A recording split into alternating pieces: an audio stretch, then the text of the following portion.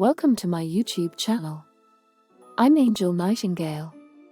I have some very interesting videos on my channels, from kids stories, kids music, music for all ages, beautiful nature videos, inspirational videos, health benefits, and so much more.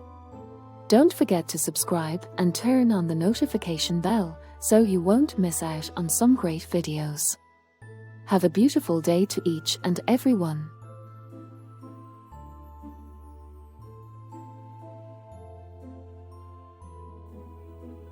Thumbelina.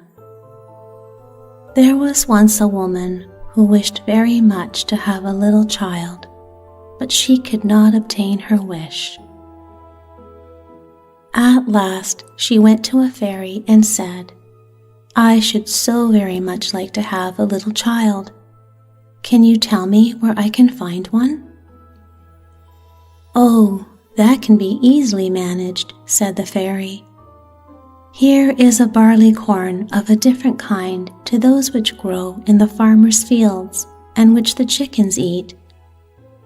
Put it into a flower pot and see what will happen." "Thank you," said the woman, and she gave the fairy 12 shillings, which was the price of the barley corn. Then she went home and planted it, and immediately there grew up a large, handsome flower, something like a tulip in appearance, but with its leaves tightly closed as if it were still a bud. "It is a beautiful flower," said the woman, and she kissed the red and golden-colored leaves, and while she did so, the flower opened and she could see that it was a real tulip. Within the flower, upon the green velvet stamens, sat a very delicate and graceful little maiden. She was scarcely half as long as a thumb, and they gave her the name Thumbelina, or Tiny, because she was so small. A walnut shell, elegantly polished, served for her cradle. Her bed was formed of blue-violet leaves, with a rose leaf for a bedspread. Here she slept at night, but during the day she amused herself on a table where the woman had placed a plateful of water. Round this plate were wreaths of flowers with their stems in the water, and upon it floated a large tulip leaf, which served Tiny for a boat. Here the little maiden sat and rowed herself from side to side with 2 oars made of white horsehair. It really was a very pretty sight. Tiny could also sing so softly and sweetly that nothing like her singing had ever before been heard. One night, while she lay in her pretty bed, a large, ugly, wet toad crept through a broken pane of glass in the window and leaped right upon the table where Tiny lay sleeping under her rose-leaf quilt. "What a pretty little wife this would make for my son," said the toad, and she took up the walnut shell in which little Tiny lay asleep and jumped through the window with it into the garden. In the swampy margin of a broad stream in the garden lived the toad with her son. He was uglier even than his mother, and when he saw the pretty little maiden in her elegant bed, he could only cry, "Don't speak so loud, or she will wake," said the toad, "and then she might run away, for she is as light as swan's down. We will place her on one of the water lily leaves out in the stream. It will be like an island to her. She is so light and small, and then she cannot escape. And while she is away, we will make haste and prepare the stateroom under the marsh in which you are to live when you are married." Far out in the stream grew a number of water lilies with broad green leaves which seemed to float on the top of the water. The largest of these leaves appeared farther off than the rest, and the old toad swam out to it with the walnut shell in which little Tiny lay still asleep. The tiny little creature woke very early in the morning and began to cry bitterly when she found where she was, for she could see nothing but water on every side of the large green leaf and no way of reaching the land. Meanwhile, the old toad was very busy under the marsh, decking her room with rushes and wild yellow flowers to make it look pretty for her new daughter-in-law. Then she swam out with her ugly son to the leaf on which she had placed poor little Tiny. She wanted to fetch the pretty bed that she might put it in the bridal chamber to be ready for her. The old toad bowed low to her in the water and said, "Here is my son. He will be your husband, and you will live happily in the marsh by the stream," was all her son could say for himself. So the toad took up the elegant little bed and swam away with it, leaving Tiny all alone on the green leaf where she sat and wept. She could not bear to think of living with the old toad and having her ugly son for a husband. The little fishes who swam about in the water beneath had seen the toad and heard what she had said, so they lifted their heads above the water to look at the little maiden. As soon as they caught sight of her, they saw she was very pretty, and it made them very sorry to think she must go and live with the ugly toads. So they assembled together in the water, round the green stalk which held the leaf on which the little maiden stood, and gnawed it away at the root with their teeth. Then the leaf floated down the stream, carrying Tiny far away out of reach of land. Tiny sailed past many towns, and the little birds in the bushes saw her and sang, "What a lovely little creature!" So the leaf swam away with her farther and farther till it brought her to the other lands. A graceful little white butterfly constantly fluttered round her, and at last alighted on the leaf. Tiny pleased him, and she was glad of it, for now the toad could not possibly reach her, and the country through which she sailed was beautiful, and the sun shone upon the water till it glittered like liquid gold. She took off her girdle and tied one end of it round the butterfly, and the other end of the ribbon she fastened to the leaf, which now glided on much faster than ever, taking Tiny with it as she stood. Presently a large cockchafer flew by. The moment he caught sight of her, he seized her round her delicate waist with his claws, and flew with her into a tree. The green leaf floated away on the brook, and the butterfly flew with it, for he was fastened to it and could not get away. Oh, how frightened little Tiny felt when the cockchafer flew with her to the tree! But especially was she sorry for the beautiful white butterfly which she had fastened to the leaf, for if he could not free himself, he would die of hunger. But the cockchafer did not trouble himself at all about the matter. He seated himself by her side on a large green leaf, gave her some honey from the flowers to eat, and told her she was very pretty, though not in the least like a cockchafer.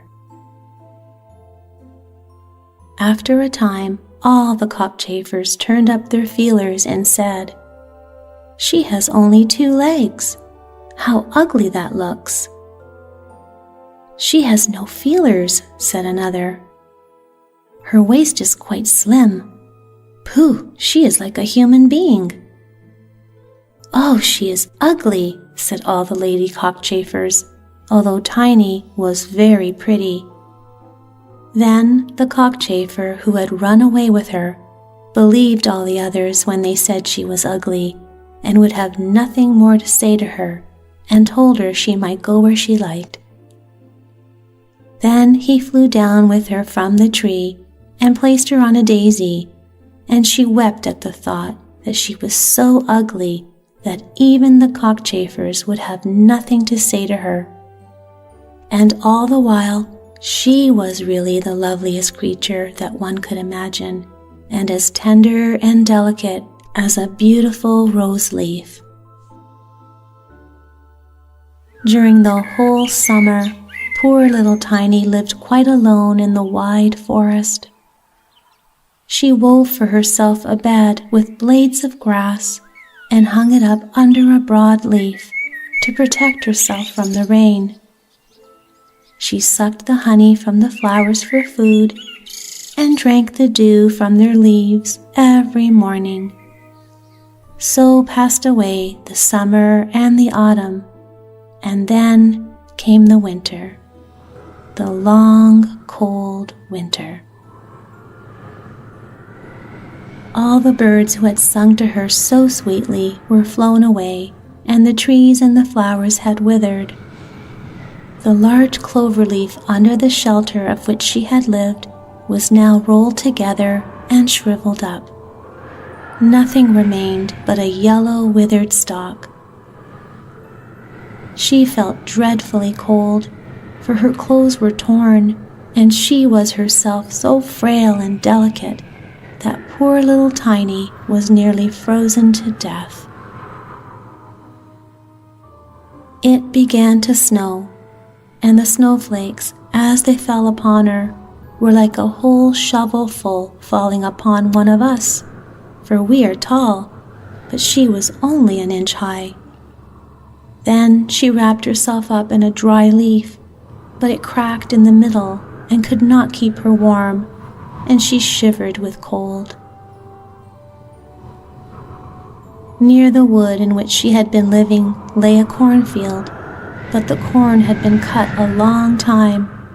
Nothing remained but the bare, dry stubble standing up out of the frozen ground. It was to her like struggling through a large wood. Oh, how she shivered with the cold.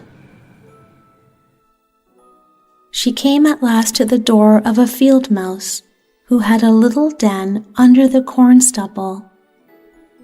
There dwelt the field mouse in warmth and comfort, with a whole roomful of corn, a kitchen, and a beautiful dining room. Poor little Tiny stood before the door just like a little beggar girl, and begged for a small piece of barley corn, for she had been without a morsel to eat for 2 days. "You poor little creature," said the field mouse, who was really a good old field mouse. "Come into my warm room and dine with me." She was very pleased with Tiny, so she said, "You are quite welcome to stay with me all the winter, if you like, but you must keep my rooms clean and neat, and tell me stories, for I shall like to hear them very much." And Tiny did all the field mouse asked her, and found herself very comfortable. "We shall have a visitor soon," said the field mouse one day. "My neighbor pays me a visit once a week. He is better off than I am. He has large rooms and wears a beautiful black velvet coat. If you could only have him for a husband, you would be well provided for indeed. But he is blind, so you must tell him some of your prettiest stories." But Tiny did not feel at all interested about this neighbor, for he was a mole. However, he came and paid his visit dressed in his black velvet coat. "He is very rich and learned, and his house is 20 times larger than mine," said the field mouse. He was rich and learned, no doubt, but he always spoke slightingly of the sun and the pretty flowers because he had never seen them. Tiny was obliged to sing to him many pretty songs, and the mole fell in love with her because she had such a sweet voice, but he said nothing yet, for he was very cautious.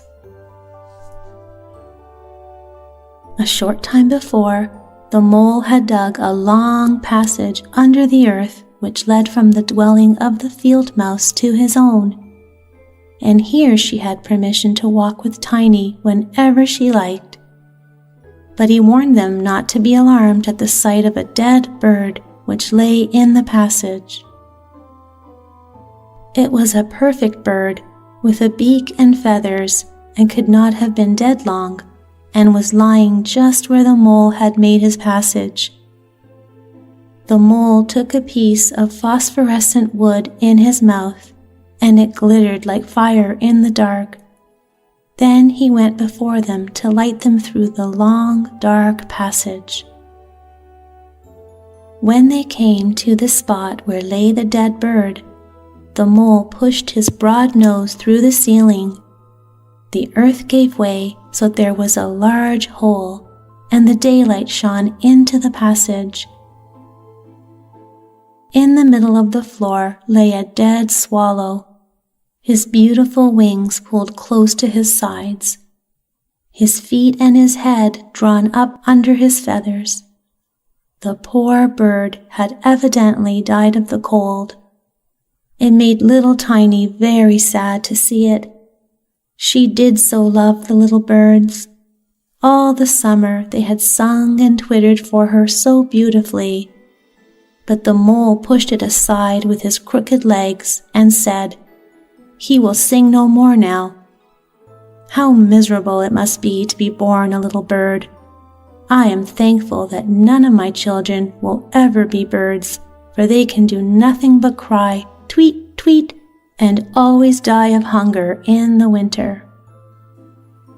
"Yes, you may well say that as a clever man," exclaimed the field mouse. "What is the use of his twittering, for when winter comes, he must either starve or be frozen to death." Tiny said nothing, but when the two others had turned their backs on the bird, she stooped down and stroked aside the soft feathers which covered the head, and kissed the closed eyelids. "Perhaps this was the one who sang to me so sweetly in the summer," she said, "and how much pleasure it gave me, you dear pretty bird." The mole now stopped up the hole through which the daylight shone, and then accompanied the lady home. But during the night, Tiny could not sleep, so she got out of bed and wove a large, beautiful carpet of hay.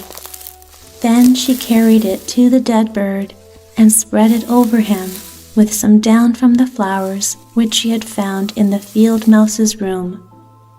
It was as soft as wool, and she spread some of it on each side of the bird so that he may lie warmly in the cold earth. "Farewell, you pretty little bird," she said. "Farewell. Thank you for your delightful singing during the summer, when all the trees were green and the warm sun shone upon us." Then she laid her head on the bird's breast, but she was alarmed immediately, for it seemed as if something inside the bird went. It was the bird's heart. He was not really dead, only benumbed with the cold, and the warmth had restored him to life. In autumn, all the swallows fly away into warm countries, but if one happens to linger, the cold seizes it. It becomes frozen and falls down as if dead. It remains where it fell and the cold snow covers it. Tiny trembled very much. She was quite frightened, for the bird was large, a great deal larger than herself. She was only an inch high. But she took courage, laid the wool more thickly over the poor swallow, and then took a leaf which she had used for her own bedspread and laid it over the head of the poor bird.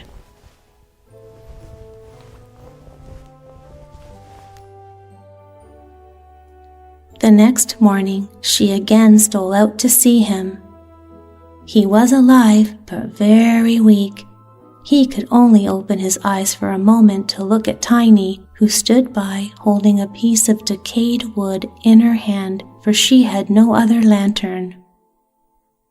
"Thank you, pretty little maiden," said the sick swallow. "I have been so nicely warmed that I shall soon regain my strength and be able to fly about again in the warm sunshine." "Oh," she said, "it is cold out of doors now. It snows and freezes. Stay in your warm bed, and I will take care of you."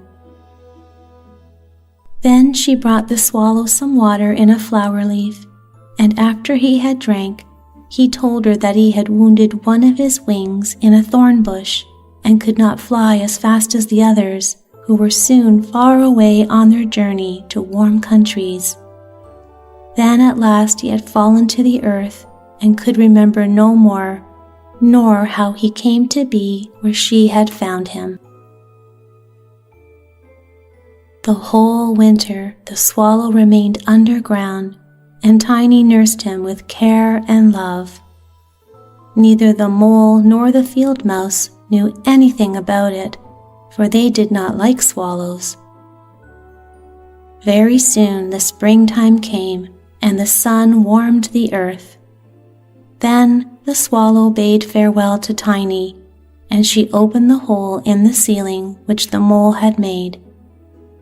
The sun shone in upon them so beautifully that the swallow asked her if she would go with him.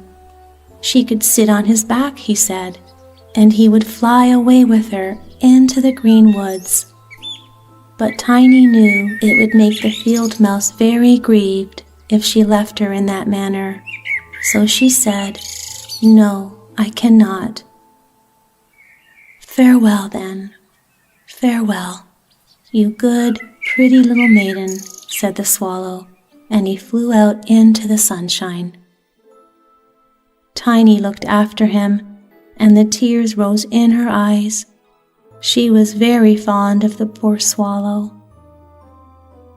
"Tweet, tweet," sang the bird as he flew out into the green woods. And Tiny felt very sad. She was not allowed to go out in the warm sunshine. The corn which had been sown in the field over the house of the field mouse had grown up high into the air and formed a thick wood to Tiny, who was only an inch in height. "You are going to be married, Tiny," said the field mouse. "My neighbor has asked for you. What good fortune for a poor child like you. Now we will prepare your wedding clothes. They must be both woolen and linen. Nothing must be wanting when you are the mole's wife." Tiny had to turn the spindle, and the field mouse hired 4 spiders who were to weave day and night. Every evening the mole visited her and was continually speaking of the time when the summer would be over. Then he would keep his wedding day with Tiny, but now the heat of the sun was so great that it burned the earth and made it quite hard, like a stone. As soon as the summer was over, the wedding should take place. But Tiny was not at all pleased, for she did not like the tiresome mole. Every morning when the sun rose, and every evening when it went down, she would creep out at the door, and as the wind blew aside the ears of corn, so that she could see the blue sky, she thought how beautiful and bright it seemed out there, and wished so much to see her dear swallow again. But he never returned, for by this time he had flown far away into the lovely green forest. When autumn arrived, Tiny had her outfit quite ready, and the field mouse said to her, "In 4 weeks the wedding must take place." Then Tiny wept and said she would not marry the disagreeable mole. "Nonsense," replied the field mouse. "Now don't be obstinate, or I shall bite you with my white teeth. He is a very handsome mole. The queen herself does not wear more beautiful velvets and furs. His kitchen and cellars are quite full. You ought to be very thankful for such good fortune." So the wedding day was fixed, on which the mole was to fetch Tiny away to live with him, deep under the earth, and never again to see the warm sun, because he did not like it. The poor child was very unhappy at the thought of saying farewell to the beautiful sun, and as the field mouse had given her permission to stand at the door, she went to look at it once more. "Farewell, bright sun," she cried, stretching out her arm towards it, and then she walked a short distance from the house, for the corn had been cut, and only the dry stubble remained in the fields. "Farewell, farewell," she repeated, twining her arm round a little red flower that grew just by her side. "Greet the little swallow from me if you should see him again." "Tweet, tweet," sounded over her head suddenly. She looked up, and there was the swallow himself flying close by. As soon as he spied Tiny, he was delighted, and then she told him how unwilling she felt to marry the ugly mole and to live always beneath the earth, and never to see the bright sun any more, and as she told him, she wept. "Cold winter is coming," said the swallow, "and I am going to fly away into the warmer countries. Will you go with me? You can sit on my back and fasten yourself on with your sash. Then we can fly away from the ugly mole and his gloomy rooms, far away over the mountains into warmer countries where the sun shines more brightly than here, where it is always summer and the flowers bloom in greater beauty. Fly now with me, dear little Tiny. You saved my life when I lay frozen in that dark passage." "Yes, I will go with you," said Tiny, and she seated herself on the bird's back with her feet on his outstretched wings and tied her girdle to one of his strongest feathers. Then the swallow rose in the air and flew over forest and over sea, high above the highest mountains covered with eternal snow. Tiny would have been frozen in the cold air, but she crept under the bird's warm feathers, keeping her little head uncovered so that she might admire the beautiful lands over which they passed. At length they reached the warm countries where the sun shines brightly and the sky seems so much higher above the earth. Here, on the hedges and by the wayside, grew purple, green, and white grapes. Lemons and oranges hung from trees in the woods, and the air was fragrant with myrtles and orange blossoms. Beautiful children ran along the country lanes, playing with large butterflies. And as the swallow flew farther and farther, every place appeared still more lovely. At last they came to a blue lake, and by the side of it, shaded by trees of the deepest green, stood a palace of dazzling white marble, built in the olden times. Vines clustered round its lofty pillars, and at the top were many swallows' nests, and one of these was the home of the swallow who carried Tiny. "This is my house," said the swallow, "but it would not do for you to live here. You would not be comfortable. You must choose for yourself one of those lovely flowers, and I will put you down upon it, and then you shall have everything that you can wish to make you happy." "That will be delightful," she said, and clapped her little hands for joy. A large marble pillar lay on the ground, which, in falling, had been broken into 3 pieces. Between these pieces grew the most beautiful large white flowers, so the swallow flew down with Tiny and placed her on one of the broad leaves. But how surprised she was to see in the middle of the flower a tiny little man, as white and transparent as if he had been made of crystal. He had a gold crown on his head and delicate wings at his shoulders, and was not much larger than Tiny herself. He was the angel of the flower, for a tiny man and a tiny woman dwell in every flower, and this was the king of them all. "Oh, how beautiful he is," whispered Tiny to the swallow.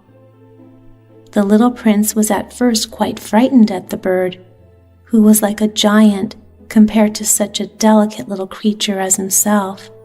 But when he saw Tiny, he was delighted and thought her the prettiest little maiden he had ever seen.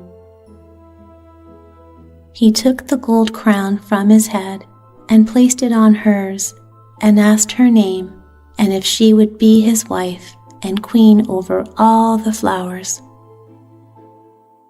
This certainly was a very different sort of husband to the son of a toad or the mole, so she said yes to the handsome prince. Then all the flowers opened, and out of each came a little lady or a tiny lord, all so pretty it was quite a pleasure to look at them. Each of them brought Tiny a present, but the best gift was a pair of beautiful wings, which had belonged to a large white fly, and they fastened them to Tiny's shoulders so that she might fly from flower to flower. Then there was much rejoicing, and the little swallow who sat above them in the nest was asked to sing a wedding song, which he did as well as he could, but in his heart he felt sad, for he was very fond of Tiny and would have liked never to part from her again. "You must not be called Tiny any more," said the spirit of the flowers to her. "It is an ugly name, and you are so very pretty. We will call you Maya." "Farewell, farewell," said the swallow, with a heavy heart, as he left the warm countries to fly back into Denmark. There he had a nest over the window of a house in which dwelt the writer of fairy tales. The swallow sang, "Tweet, tweet," and from his song came the whole story. Thanks for watching. Don't forget to subscribe, like, share, and please leave a comment. Love you all. Enjoy the rest of your day.